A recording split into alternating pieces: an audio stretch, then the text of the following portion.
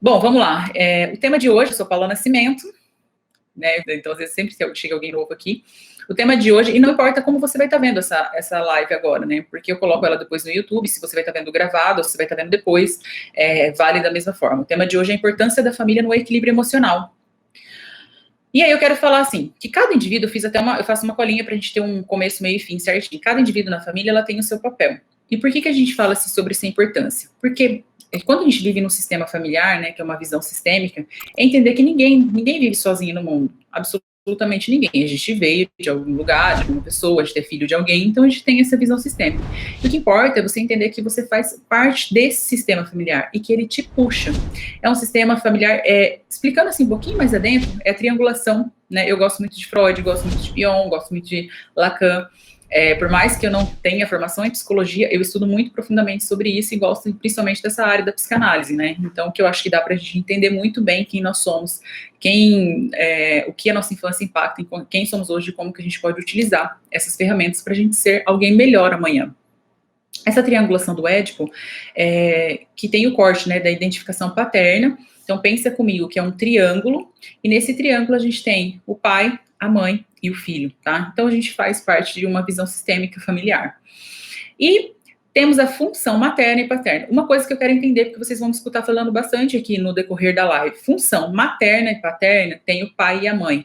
Não quero dizer, quando eu falar, função paterna, função materna, que necessariamente precisa ser alguém biológico, tá? Meu pai, minha mãe biológico. Não, às vezes a função materna é de uma avó, de uma tia, de uma madrinha. E a função paterna é a mesma coisa, é de um tio, de um irmão mais velho, então não é especificamente de pessoas biológicas que eu estarei falando, né? De pais biológicos. Então, essa função materna e paterna é sendo exercido pelo pai e pela mãe. O pai cuida da alimentação, né, delimitação aí dos limites do filho, e a mãe da sedução, do desejo, né, da proteção. Fica esse papel com ela. E onde a família ficou paralisada, qual o sintoma que a gente vê? De repente a gente vê no sistema familiar, eu vou trazendo mais exemplos, assim, analogias, porque fica mais fácil de entender. Então, às vezes a gente tem um filho, ou nós mesmos, né, você pode se encaixar nesse padrão que eu vou falar, e no padrão, né, que eu falo do sistema, né, familiar, visão sistêmica, aí a gente fala, nossa, mas a fulana é rebelde, né, tem um fulano que é rebelde, meu filho, eu noto que ele é mais rebelde, ou aquele filho que passou a ser usuário de droga, alcoólatra, e quando eu falo, são de vícios, tá? Então, quando eu falo assim, tenho filho que, nossa, tem aquele fulano que trai demais a esposa, traição, tudo tem um porquê. Então, quando a gente fala sobre essa questão de traição, mas aí é safadeza, eu não acho que seja algo, tem sempre um porquê ali atrás. Aí a gente tem um padrão, repetição de padrão familiar. E todas as vezes que eu pego alguma mentorada, ou que eu estou conversando com alguém, né, que me dê certa liberdade para adentrar um pouco mais, Paula, o que você acha? A gente entra um pouco mais nessa psicologia, a gente fala, como que era o pai? Como que era a mãe? Lembrando que a gente tem aí um respingo de 4 gerações passadas. Então, não tem como eu falar que eu não tenho os nossos filhos são repetição, nós somos repetições, réplicas, né? Neurônio espelho de nossos pais. Então, não posso falar assim, mas não puxa. Sim, vai puxar para o pai, para o avô, para o bisavô, até porque a gente fala muito do nosso inconsciente, né? Freud fala muito desse inconsciente, né? Que a gente faz coisas sem pensar. Quem nunca aqui falou assim, eu fiz tal coisa, mas eu nem pensei nisso, foi automático, é o seu inconsciente falando por você. Lembrando que 95% da nossa mente é inconsciente, 5% é consciente, e 5% é ação nossa, né? Então, o nosso inconsciente, como que ele vai conversar? Eu vou falar um pouquinho mais adiante aqui, como que ele vai conversar com a gente? O nosso inconsciente conversa em sonhos, vai falar com a gente em expiações, nosso mecanismo de defesa, e eu explico um pouquinho mais adiante, então fica aqui que você vai gostar bastante disso. Hoje eu estava explicando isso para minha irmã, para minha mãe, elas ficaram impressionadas, porque é muito interessante de como nós podemos utilizar essas ferramentas que eu vou dizer aqui no nosso dia a dia. E aí, lembrando que quando a gente aprende alguma coisa assim, que a gente fala dessa área, né, mais adentrada da nossa mente, você vai refletir e vai fazer efeito pós. Então, às vezes, não é agora, mas aí você chega num determinado momento e fala, putz, eu lembrei que a Paula falou X coisa, eu preciso melhorar isso aqui. Ou, nossa, fez sentido agora aquilo que ela falou. Teve gente que acabou vendo a minha live e falou assim, agora a sua live fez sentido e conectou com a outra. Então, é muito importante, né, para essa evolução. Porque tudo que eu acabo falando aqui, tudo, né? De repente, Paula, o que você aplica no curso? No curso eu aplico atividades, eu levo realmente a prática disso que eu estou falando, eu te coloco na prática. Mas tudo que eu falo aqui, que eu coloco no canal do YouTube, nos podcasts, assim, já te ajudaria muito a evoluir, né? Então, eu acho que é importante. Então, quando a gente fala assim, onde a família ficou paralisada, aquele fulano que tem problema com alcoolismo, com drogas, com traição, a filha que engravida muito cedo, com 17, 16 anos, acaba engravidando, não sabe, ou normalmente não sabe quem é o pai, ou tipo, sabe quem é o pai, mas acabou fazendo essa burrada, né, de engravidar. A pessoa, a gente chama de pessoa sintomática, é aquele que vai para as drogas, para aliviar algo que está ruim. Então, todo mundo que busca um vício, seja em armas, seja em carro, seja em alguma coisa que você fala, nossa, isso passou um pouquinho do limite, ele está buscando um vício, está virando um vício, você percebe que está um pouco em cima do extremo, é porque ele busca uma dopamina para o cérebro, ele quer estar feliz. Então, se eu entro para o mundo das drogas, para o mundo do alcoolismo, eu quero colocar dopamina no meu cérebro, eu quero sentir esse sintoma de felicidade, eu quero sair do meu mundo real, eu quero entrar para o meu mundo de fantasia. Então, quando você vê alguém alcoólatra, alguém que usuário de droga, isso a gente precisa acolher, porque toda vez que a gente acolhe alguém, né, nessa situação, ela só precisa às vezes ser escutada, ser enxergada e ser ouvida, né, em algum determinado momento. Então, o filho que a gente às vezes acha que é o rebelde, é o filho que está vindo com movimento nesse sistema familiar para mostrar, tem alguma coisa de errado, me enxerga aqui e muda o seu sistema familiar. Então, aquele filme que você dita como rebelde, que vem trazendo todo esse movimento, é para que a família toda seja modificada. E o que acontece? Às vezes, esse filho, ao invés de ser acolhido e olhar para o sistema familiar, para essa visão sistêmica, não tem nada a ver com o que eu estou falando aqui sobre constelação, tá? Porque constelação a gente fala muito sobre essa visão sistêmica. Não estou falando disso, embora eu goste muito de alguns períodos da constelação, alguns ensinamentos, principalmente nessa questão de que é o pai, a mãe e o filho adiante, olhando para a prosperidade toda, tem esse círculo, né? Esse ciclo de mudança. Olha lá, eu quero ingerir dopamina para se sentir mais feliz. E isso gera uma satisfação no cérebro. Ele é o único que está gritando por uma saída.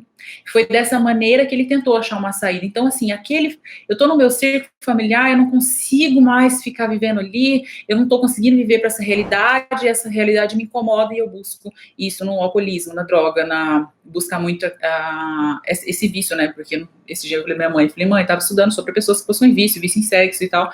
E ela falou, nossa, existe isso também? Sim, qualquer tipo de vício irreal, isso é um problema que deve ser tratado como qualquer outro vício. Ele é o único que está gritando por uma saída. Dessa maneira foi que ele tentou achar uma saída. Freud diz que dentro de todo sujeito, e eu fiz uma live sobre essa criança interior, que existe 11 tipos de criança dentro de nós, e aí ele fala, de dentro de todo sujeito tem uma criança, e você precisa descobrir que criança é essa. E aí, qual a função que você tem na família? Então, até os 12 anos é comum, porque a criança está nesse descobrimento ainda de personalidade, de amor, ela saiu ali do declínio do Édipo, enfim.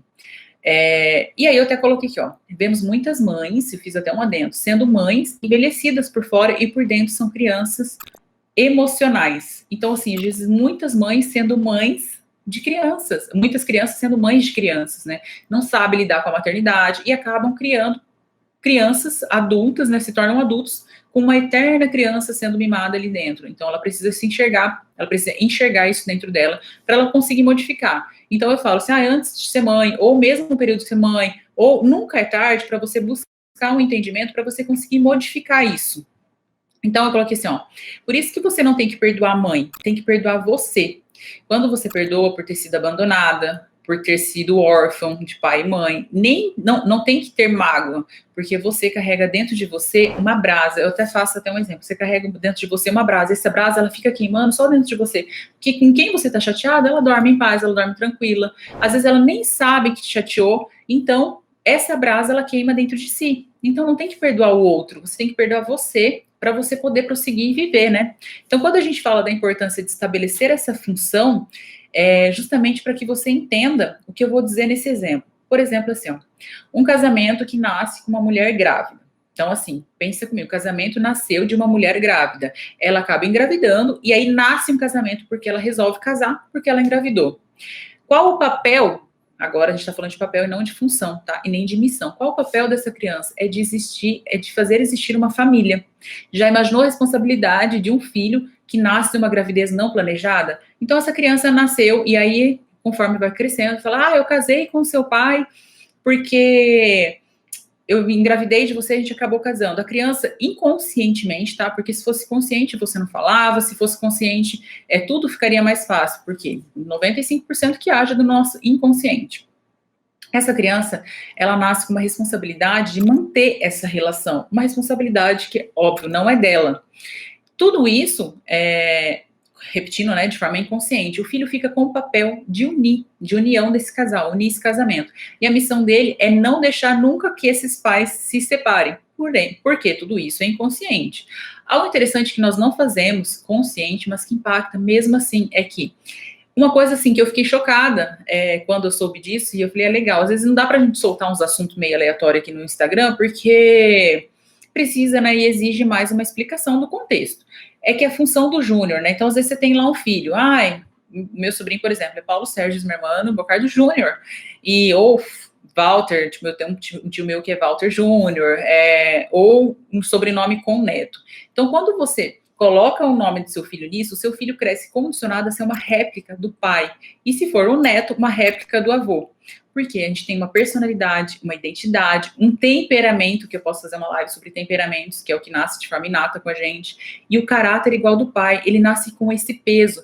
Paula, mas então eu não posso pôr o nome do meu filho com sobrenome Neto, repetir esse nome, não posso pôr o nome do meu filho com sobrenome Júnior, né, com o nome do pai para ser chamado de Júnior? Até pode, só que essa criança ela vai receber um peso a mais, isso de forma inconsciente, eu volto a dizer, mas ela vai receber um peso a mais sobre que ela precisa ser a continuidade desse pai.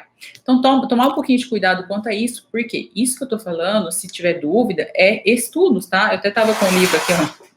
Esse livro é um livro ouro, assim, na psicologia e na psicanálise, perguntas e respostas, verdades, mitos e tabus. Muito interessante falar. É um livro mais técnico, mas vale a pena. Então, o que a gente tem que tomar cuidado com isso? O filho, ele carrega essa responsabilidade de carregar a função do pai. E sim, ele vai ter essa repetição e esse peso. Teve um caso que foi estudado clinicamente, de uma menina que ela levou o nome do pai e da mãe, Maria, e o nome do pai era Antônio, o nome da menina era Maria Antônia. Ela carregou muito tempo, e esse foi feito uma terapia familiar, né, nessa visão sistêmica, que ela queria muito parecer metade com a mãe, metade com o pai, ela carregava sempre esse peso com ela, e ela deixa de viver a sua própria personalidade para carregar essa personalidade como responsabilidade dos pais. Então, por que é importante a família também saber disso? Porque saber disso, saber da relação que eu falei, que a correlação que tem com os vícios, para entender que esse filho que a gente chama de rebelde, esse filho que a gente fala, fulano é um drogadinho, é um viciado, carrega algum tipo de mensagem que precisa olhar para o sistema familiar. Então, qual que é essa função? A função é ser pai, de um pai. A função é ser pai e ser mãe do seu filho, né? A função dos pais são essas, ser mãe e ser pai do filho. E qual a função do filho? De fazer tudo para salvar a família. Esse filho que casou com a mãe grávida, ou que nasce com esse peso, quando fala, eu só casei com seu pai por causa de você, eu só casei com seu pai para ficar mantendo essa união. O filho, ele, né, cresce com esse tipo de responsabilidade, ele pega a mochilinha da emoção do pai, a mochilinha da emoção da mãe, e carrega para si algo que não é dele. E qual que é a missão? A missão do pai é ser provedor. E por isso que a gente fala tanto, né? Eu falei na outra live sobre o Big Brother, que a gente vive uma era de tudo é machismo, mas a gente precisa que as pessoas olhem para masculinidade, em vez de olhar para o feminismo, para a feminilidade.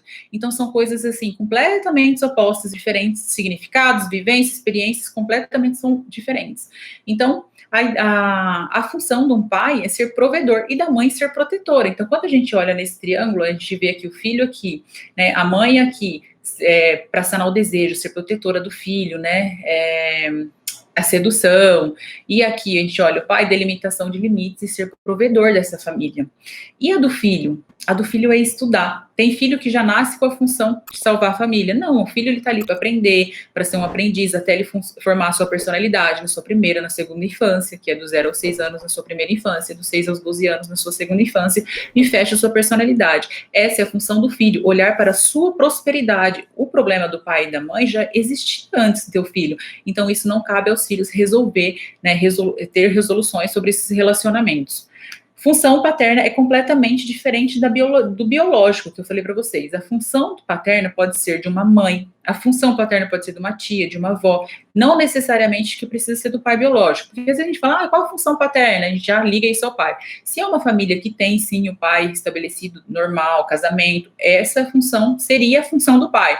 Pode ser que existe função paterna com o pai dentro de casa e não ser? Também pode ser. Então, às vezes você fala assim, O tio é mais pai do que o próprio pai. A função paterna é do tio. Ah, a madrinha é mais pai do que o próprio pai. A função, e vice-versa, tá? O pai é mais mãe do que a própria mãe. Então, é a função materna desse pai. Então, não tem a ver com a gente falar de ser biológico, né? De ser filho, pai, mãe, de fato. Então, até coloquei isso, né, esse adendo aqui, ó, pois a função paterna pode ser de uma mãe e vice-versa. Até 1 ano de idade, o filho, ele é muito da mãe, porque é amamentar, dos 8 meses a 1 ano, amamentar, tem esse grude, né, essa relação mais próxima com a mãe, mas o pai, ele tem que vir para essa relação com o filho, ele tem que entrar para essa relação, que é a proteção, né, a função paterna, é a maior necessidade da infância. Até essa live eu ia falar sobre isso, né, qual a função paterna da necessidade do pai na relação. Eu acabei colocando isso da família, porque eu falo muito sobre a mãe aqui também, e sobre a gente olhar para essa criança, olhar mesmo que essa criança seja enquanto adulto, qual é a mensagem que ela está nos passando, qual a mensagem de modificar isso dentro de nós. Então, crianças que não tiveram a função paterna, elas foram seres humanos mais delinquentes. Então, assim, ó, quando você vê, fulano é delinquente, drogado, é porque a função paterna foi, como que eu posso, foi tirada dela, ela não conseguiu ter essa função paterna mais estabelecida, que é o que eu vou explicar aqui um pouquinho, mas como? Dependentes químicos, eles precisam do estabelecimento que é feito para essa função paterna. Como que a gente percebe que teve ausência disso? Então, hoje eu consigo, às vezes, como eu falei, conversando com a Camila esse dia, eu acabo olhando para fulano, para ciclano, e eu acabo, em poucas palavras, tendo uma percepção, ó, aquele fulano ali, ele tem um perfil mais carente, ele teve ausência, tem uma criança interior que fala, eu falo de forma mais técnica, né, para explicar para ela, mas a gente consegue olhar para essa criança e ver qual a criança que está gritando dentro daquele adulto. Então, o fato das vezes a gente julgar aquela pessoa, fulano é um drogado, fulano é um mimado, tem sempre uma criança interior dentro dela que está sendo gritada. E lembrando, né, a gente não culpabiliza os pais, mas a gente responsabiliza esses pais. Então, eu enquanto filha, mas possivelmente, se um dia vier a ser mãe, eu não posso falar assim, é a culpa do meu filho ter crescido assim, sabe? Porque nós, enquanto pais, por mais que experiências de estudos que a gente tenha, a gente vai acabar, sim, errando, porque isso é do ser humano, condicionar, nós erramos, mas a gente aprende com esse nosso erro e transforma, mas a gente evita muito quando a gente busca saber, quando a gente busca estudar, entender um pouco sobre o sistema familiar, para a gente conseguir educar o nosso filho de uma melhor maneira, para criar adultos responsáveis, né? Quem não tem a ver com corte de... Eu até coloquei aqui, ó. Às vezes, quem entende um pouco mais dessa área que eu tô falando, fala assim, Paulo, o que tem a ver com corte de castração? É um outro tema que a gente fala sobre a questão do declínio de Édipo, tá? Quando a gente fala sobre a castração da criança nesse declínio que gira em torno de 5 a 8 anos, é sobre quando a criança descobre, né, que ela é menino de fato, que ela possui seu órgão genital, e a menina também, né, quando ela possui isso aí, que ela descobre, aí a filha desapaixona pelo pai, e o menino pela mãe, e aí deixa, né, o menino deixa o pai, e se prossegue, sabendo que o pai tem a função paterna, e a mãe tem a função materna, mas isso é um tema mais complexo, uma outra live. A função paterna e materna ela tem a ver com a constituição que vai de nutris, que a gente chama, que é nutrição pela função materna. A função está muito além desse papel biológico, é aquele que exerce a questão de colocar o limite. Qual que é a função paterna? Reitero a dizer, não tem a ver com o biológico. A função paterna, ela é de delimitar os limites. Então, eu coloco um limite nessa criança. Aí eu mostro a função paterna para mostrar para a criança quais são as leis, que aqui tem regras que precisam ser seguidas, que aqui ela vem para o mundo, e a gente fala isso desse superego, né, do id, do ego e do superego. Eu venho falando para essa criança, ó, aqui você não pode, papai tá te ensinando, né, ou a mamãe tá te ensinando, ou a tia tá te ensinando que aqui você não pode fazer isso, né, aqui, ó, tem um adulto. E lembrando, Paula, Paula, tá, não sou a favor de qualquer tipo de agressão que seja, né, de um tapinha ou uma surra, eu não sou, eu sou mais a base da conversa, do diálogo, Paula, mas tem coisas que não tem diálogo, sim, tudo tem o diálogo, a gente faz muito a base de troca, ó, o que a criança gosta muito? Eu gosto muito a criança gosta muito de ficar no celular, jogar um videogame, então vem aqui, vamos trocar? Se você continuar fazendo isso que você está fazendo, que não é uma atitude certa, eu já expliquei para você que você não pode fazer, você vai ficar sem o celular amanhã, e se você vir pedir para mim, e reclamar, fica mais 2 dias. E aí faz essa base de troca, porque ela sente a dor. Sentiu a dor, ela vai se frustrar. Sentiu a frustração, ela vai saber respeitar. Quando eu ensino isso para a criança, ela cresce enquanto adulto, sabendo disso, ela vai criar uma criança responsável, saber que ali é o limite dela, que ela não pode chegar.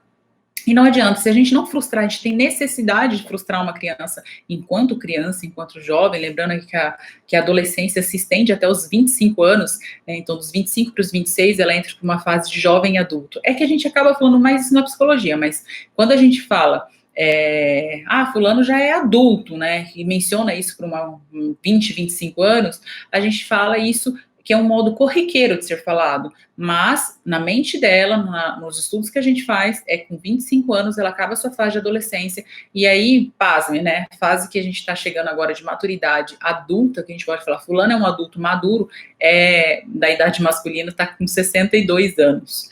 Mas, enfim, isso também é um tema para outra live, só para você entender no contexto.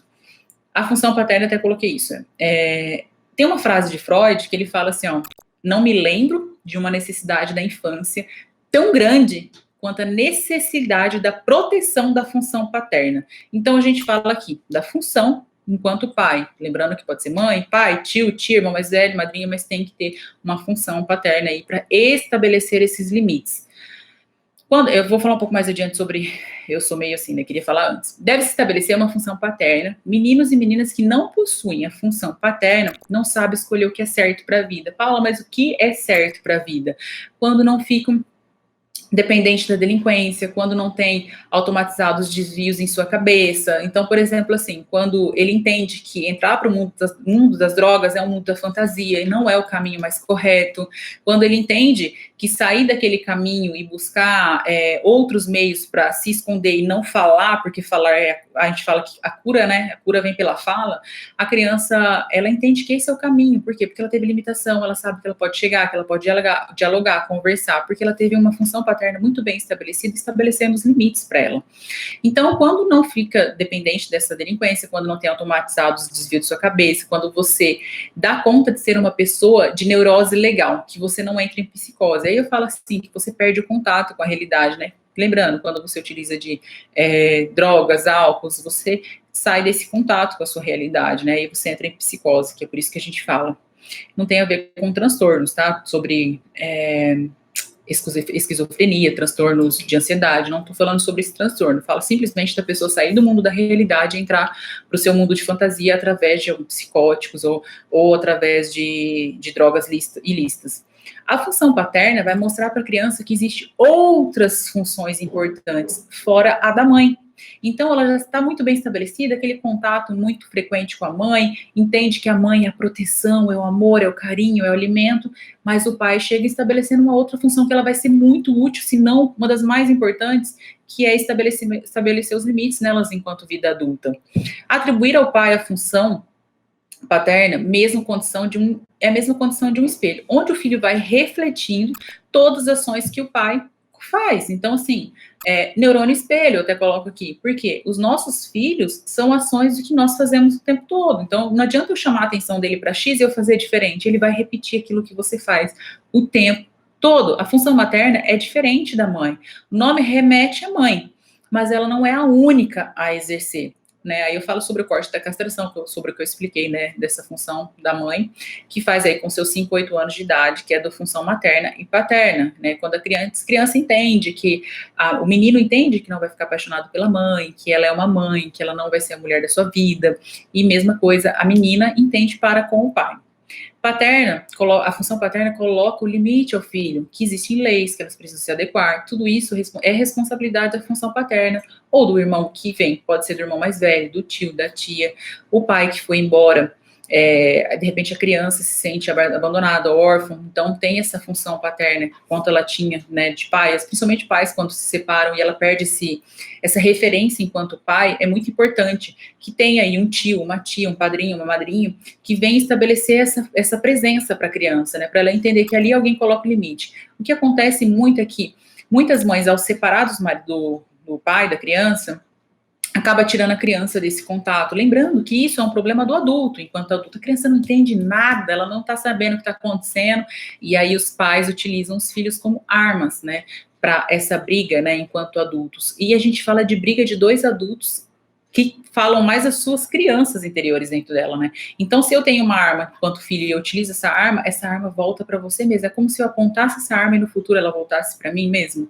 Porque mais do que você sofrer, o seu filho vai sofrer lá adiante, né? Então, lembrando, o que é do pai e da mãe resolve-se entre adulto. A criança não tem nada com isso. A criança, senão você vai fazer o quê? Condicionar um adulto, crescer, né? Colocar um adulto em prática para fazer a mesma coisa que você está fazendo.